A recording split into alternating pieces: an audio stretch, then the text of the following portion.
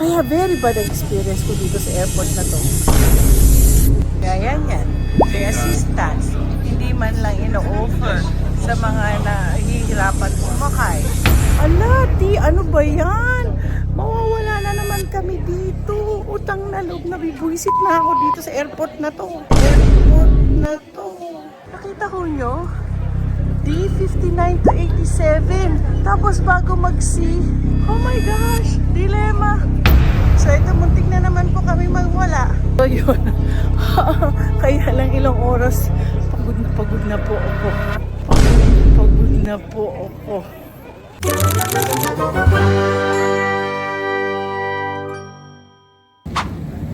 Nasa Amsterdam na po kami. Kaya lang, hindi po ako nakasama sa assistance kasi name ko lang po ang nandoon. Wala ang name ng asawa ko. Sabi ko, sige, tsatsagaan kong maglakad. Mabuti naman at may mga ganitong klaseng, may ganyan, na ako ay, kahit nakahinto ako dito, dadalhin ako. Total, may 2 hours naman kaming, connecting flight. So, ngayon habang naglalakad kami, nasa E5 kami ngayon. Ang aming gate is C8. So meron po kaming isang D. So E, D, C. O ibig sabihin nun, hanggang kailan bang nito? 4, 5, 4. So, ayun, meron naman silang mga nandoon. Assistance ko no na hindi naman ino-offer sa amin.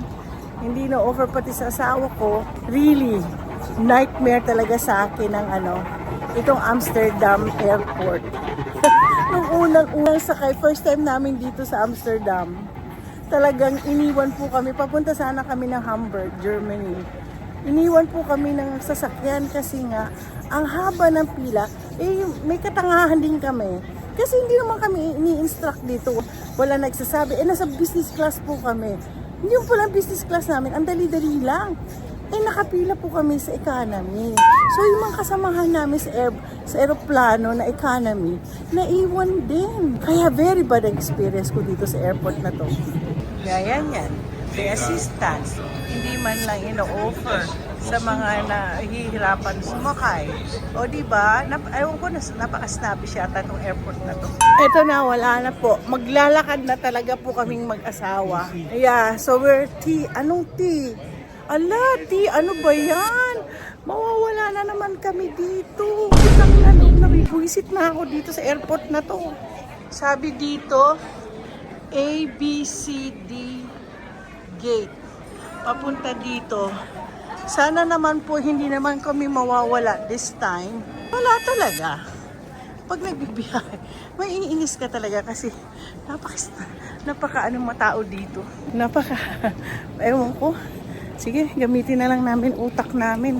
Ang hirap talaga pag walang nag-a-assist sa inyo dito. Ayan na. Papunta. It's gonna be on this. Oh wait, C? It says there's C. We're gonna be on C8. Tingnan naman, kabubuisit talaga ako. Ayan, andyan na naman ang kanilang instruction. Tapos ang instruction nila, doon. 1 to C. Ang haba. Ang D, 59 to 87. Utang na loob. Lalakarin ko po yan. Nakita ko nyo? D59 to 87. Tapos bago mag-C, oh my gosh, dilemma. So ito, muntik na naman po kami magwala. Tapos ang C pala nasa taas. Tapos mapupunta kami dyan, passport control na pala yan. So yan na yung aming grabe. Where's the C? All gates daw. Puro pagkain naman ang nandito. Restaurant. Naku, sushi. Saan tayo pupunta? Mawawala na naman tayo, honey. Sige, we'll just keep on walking and look for... My goodness. They don't even have a map here. Naku, Diyos ko, Lord. Mawawala na naman kami. May iiwanan kami na sasakyan namin. Grabe. Yes po, Lord. Ako po ay naglakad. Ito po kasi na to ay sarado siya. So, hindi po ako nagtyaga talaga ako maglakad. So, ngayon, mawawala na naman kami. A, D, heto, iba na naman ang kanilang visit talaga itong airport na to. Talaga, hindi nagalit ako dito eh. Oh, sinundan naman namin. Pumunta kami doon. BC. C, saan ang daan natin? So guys, sabi, nagtanong na kami, mahaba daw ang lalakarin namin. Nakakainis. Pero okay lang, at least kasama ko naman si Habi. Maglakad with me. O yan na siya. Nasa likod ko. Hey guys, pagod na ako.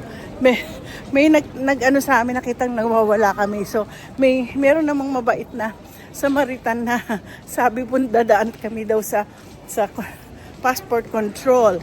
Tama pala yung ano na dumiretso pala kami. So, dito na kami yung aming passport. So, yun. Kaya lang ilang oras, pagod na po ako. So, nakita nyo mukha kaming basang sisir.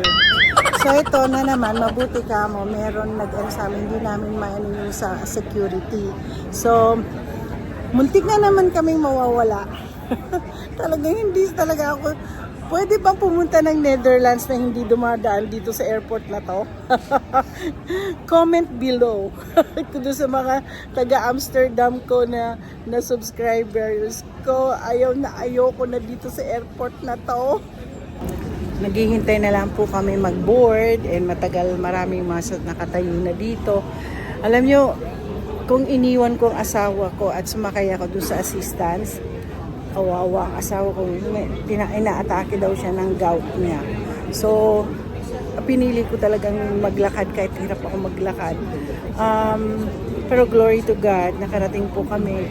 Para kami naglakad ng 1 hour and a half. Tapos, 2 hours lang ang aming connecting flight dito. Tapos, naku, grabe. Pero andito na rin, ano na irereklamo ko. Kaya lang talaga, hindi ko talaga. Meron talaga akong phobia na ngayon dito sa airport, dito sa Amsterdam. Gusto ko pang bumalik dito kasi gusto ko pumunta ng Denmark, tama ng Norway.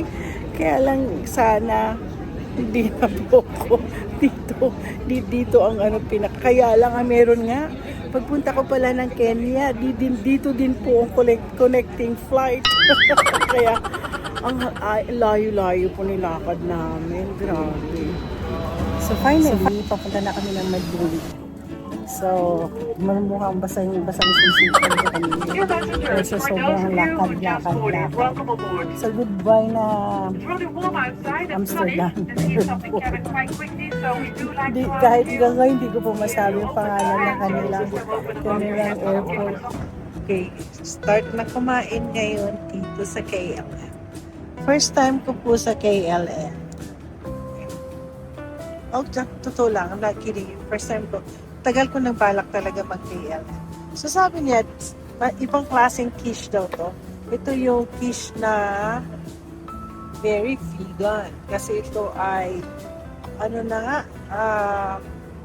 ano yung ginagawa sa rice? Cauliflower daw ito. So medyo warm pa siya. Tapos meron akong gustong i-taste, which is their salad. So, alam niyo naman ako, I always take risk every time I eat. So, tignan natin. Ito na po, titikman po natin ang bawat isa sa pagkain. Coke Zero. So, cauliflower. Try natin ang cauliflower quiche. So, with ice. Very healthy po itong pagkain na to. Ay, masarap. Masarap pala. So, next time pagbalik ko, gagawin ko yung cauliflower as my rice.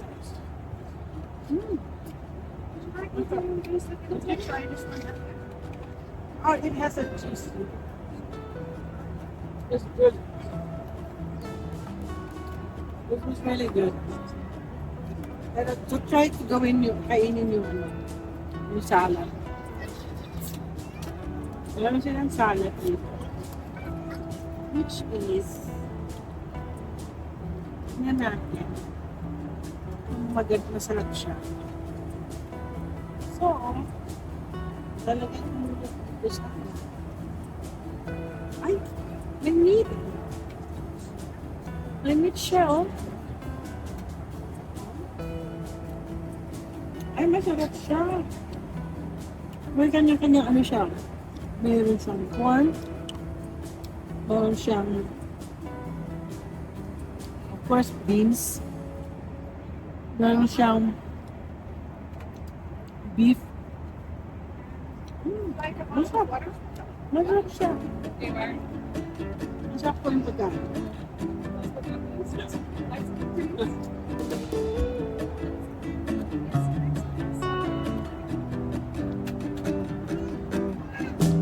Ano itong pangalan mo?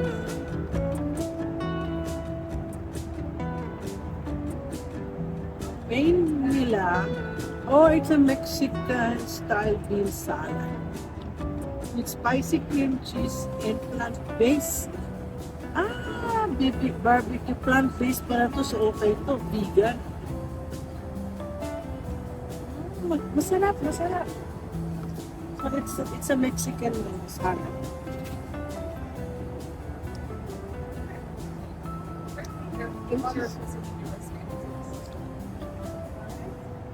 Ano? Busog na ako. Alam mo, sabi nila, plant-based daw to. Ayun. Masarap siya. Masarap. Para siyang beef. Ito maanghang daw to. Totoo maanghang.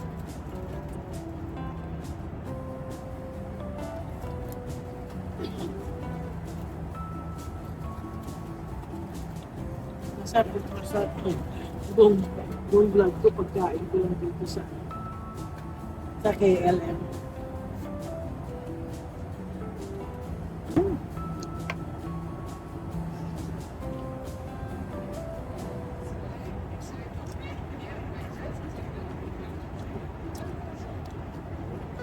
Gusto ko sana yung kiss, kaya lang nakakain ko lang.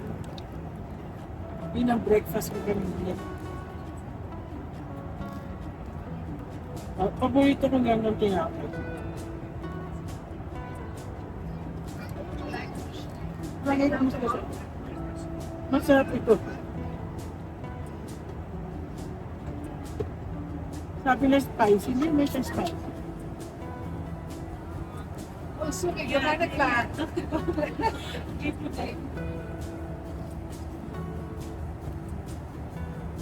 Masarap siya.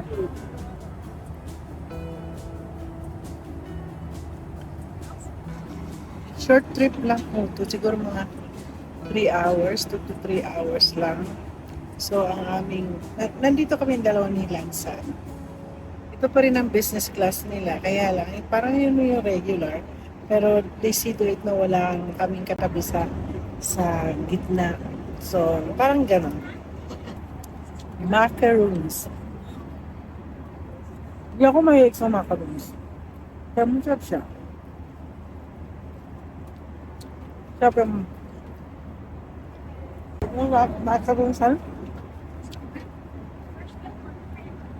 Hindi mo mapilit talaga. Pag busog ka, ayaw gusto mong kainin, hindi mo makain lahat. Ito chocolate is 106 years old. Kinunan ko lang ng picture. Masarap siya. That is good. Hindi na, pero si Lance kinain niya. Kumuha talaga siya ng chocolate.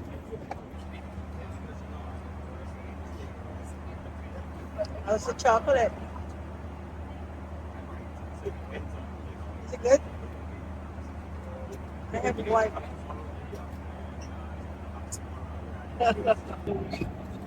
Type ko dito sa KLM kasi kulay blue. Uniform nila color blue. Nasa color blue.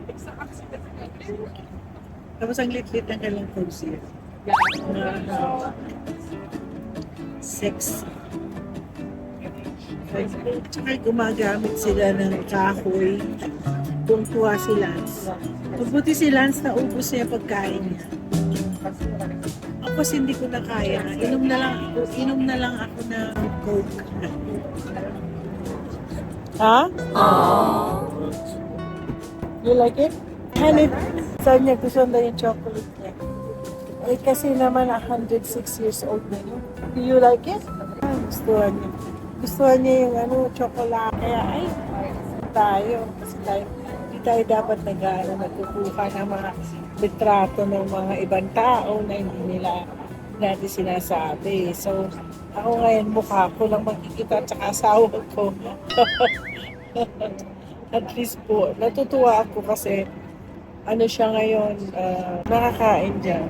Pero alam niyo, pag nagre-reklamo siya kasi nga may gout daw siya. So, papahinga lang kami pagdating ng Madrid. Siguro, kita kami nila ngayon gabi, magdi-dinner kami. Kasama ko mga Marianos. So, we'll see kasi nag-iba nag-ano sa akin yung aking hotel na hindi kami doon sa hotel na saan kami nakabook. Doon kami sa isang nilang Pero sabi nila, maganda daw yung binigay na sa akin, superior daw. Ewan ko, superior room. Tapos, nag-email sa akin ng pamangking ko na taga Madrid. Ay, Diyos ko, makikita ko yung apo ko si Violet. Taga Toledo na kasi sila eh. Gusto ko nga sana magsarili. Ilang oras ba ang Toledo? Isang oras lang yata ang Toledo from Madrid to para makita rin nila kaya lang tingnan natin ang oras kasi na ngayon, may half day lang kami, tapos the whole day kami sa May 1, the whole day kami sa Madrid. Kung may time, siguro pwede dumaan ng pumunta ng Toledo, saglit. Toledo is one of my favorite city in Spain. Kasi it's just a small city na nakayanan kong lakarin. Sorry. Tapos, what's that hand? Nakita mo sa akin. Salt and pepper. You want? We'll keep it. Nakakatuwa kasi tingnan yung design nila. Papakita ko pati yung kulay. Papakita ko pati yung kulay ng kortina nila ha. Kasi gusto ko yung kortina kasi kulay blue. Tingnan yung kulay ng kortina. Tapos kulay blue. Di ba ang ganda siya tignan?